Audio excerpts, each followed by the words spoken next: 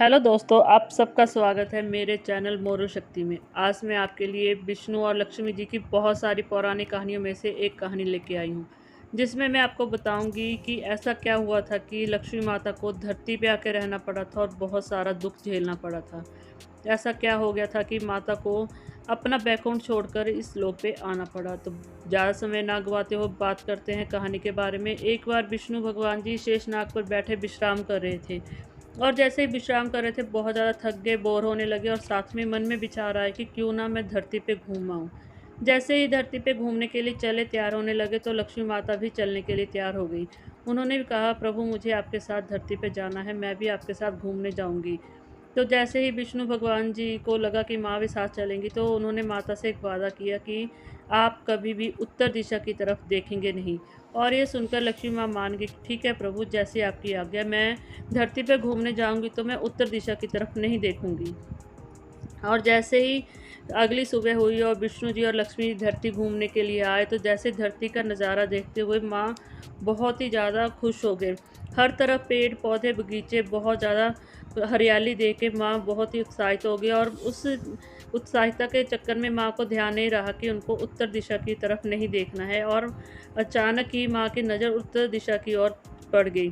और जैसे ही माँ ने वहाँ देखा, वहाँ पे उनको बहुत अच्छा बगीचा दिखाई दिया और वहाँ पे एक बहुत प्यारे रंग बिरंगे फूल लगे हुए थे। अब वहाँ से माँ एक फूल ले आई और विष्णु जी के चरणों में रख दिया। जैसे ही विष्णु जी के चरणों में फूल को रखा, प्रभु को गुस्सा आ गया और प्रभु ने माँ को अपना वादा याद कराया कि उन्होंने वादा किया था कि वो वहाँ उत्तर दिशा की तरफ नहीं देखेंगे। और उन्होंने उत्तर दिशा की तरफ देखा भी और वहाँ से एक फूल लेके आई, और एक चोरी माना जाता है और उनको इस चोरी का जो है वो सज़ा भुगतने को मिलेगी। जैसे ही लक्ष्मी माता सुनते हैं वो ठीक है मान जाते हैं, प्रभु जैसी आपकी आज्ञा, आप जो मेरे को सज़ा देना चाहते हैं मैं कबूल करती हूँ। और माता को जो विष्णु भगवान जी की आज्ञा से धरती लोक पे जाना पड़ता है। जिस बगीचे से उन्होंने वो फूल लेके आया था उसी बगीचे के माली के घर में माँ को 3 साल रहना पड़ता है। और माँ जैसे ही बगीचे के माली के घर में के आंगन में जाते हैं, खड़े होते हैं, मालिक उनको देख के पूछता है कि ये देवी आप कौन हो। तो माँ कहती है, भैया मैं बहुत ही गरीब हूँ और मेरा इस दुनिया में कोई नहीं है, मैं खाने के लिए भी तरस रही हूँ। आप मुझे अपने घर में शरण दे दो और मैं आपका सारा काम करूँगी और एक ही तरफ किसी कोने में पड़ी रहूँगी। यह सुनकर माली बहुत ज़्यादा खुश हो गए, बोले नहीं ऐसा नहीं है, जहाँ मेरी 3 बेटियाँ खाती हैं वहाँ आप भी एक चौथी बेटी के रूप में आप मेरे घर में रह सकती हो। माँ उन माली के घर में सारा काम करते हैं और जब से माता माली के घर में बेटी बन कर रह रही हैं तब से हर चीज़ माली के घर में दुगनी चौगनी ही आ रही है। धीरे धीरे मालिक के घर में बरकत होने लगती है और वो बहुत बड़ा घर बना लेते हैं और सब कुछ उनके घर में हर चीज़ वो आती है जो पहले कभी नहीं थी। धीरे धीरे समय बीता जाता है और जैसे ही 3 साल पूरे होते हैं, माली जो बहुत बड़ा घर बना लेते हैं और एक महल की तरह उस घर में पूरा परिवार रहने लगता है।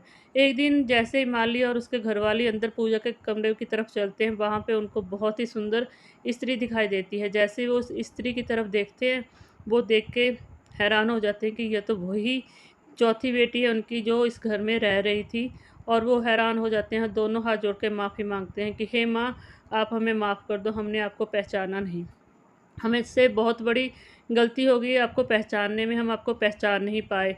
आप देवी का रूप हमारे घर में आए थे और हम आपसे एक सारा काम करवाते रहे। तो माँ ने उनको आशीर्वाद दिया कि नहीं ऐसा कुछ नहीं है।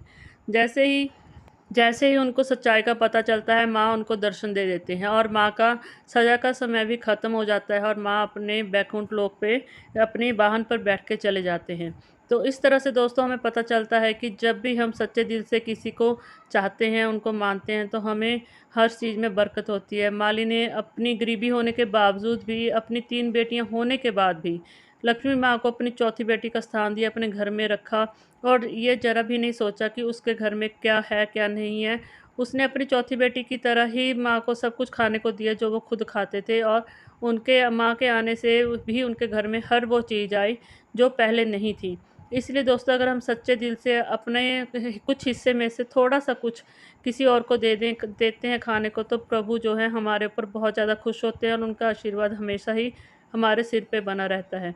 तो कोशिश करनी चाहिए कि हम अपने जीवन खर्च के साधनों में से थोड़ा-सा अगर किसी गरीब को दे पाएँ या किसी और को दे पाएँ, तो जिससे लक्ष्मी माता हमारे ऊपर बहुत ज़्यादा खुश हो जाए।